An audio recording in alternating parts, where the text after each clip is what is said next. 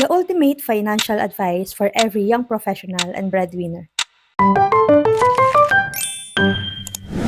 Alright, sabihin natin, nakakapag-ipon ka naman ng 5,000 kada buwan. Okay yan. Good start din yan. Pero ang tanong, sapat ba yan for long term?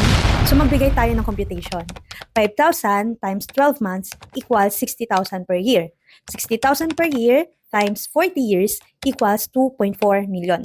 Mukhang okay pakinggan, di ba? Pero ito ang reality. Ang 2.4 million after 30 to 40 years hindi nakatumbas ng 2.4 million today. Bakit?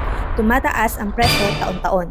Lumalaki ang gastos sa pamumuhay at mas mahal ang healthcare at lalong mas nagmamahal ang gastos ng pamilya. Kung ipon lang, mabagal at delikado kasi isang emergency lang, ubos yan. Kaya ang ultimate advice ko, don't rely on savings alone. Build a financial systems. Kailangan mo ng income na lumalago, investment with growth potential, negosyo or income assets, health and life insurance. Traditional man yan o VUL. Bakit kasamang insurance? Kasi habang pinapalago mo ang pera mo, protektado kayo ng pamilya mo kapag may unexpected na pangyayari sa'yo.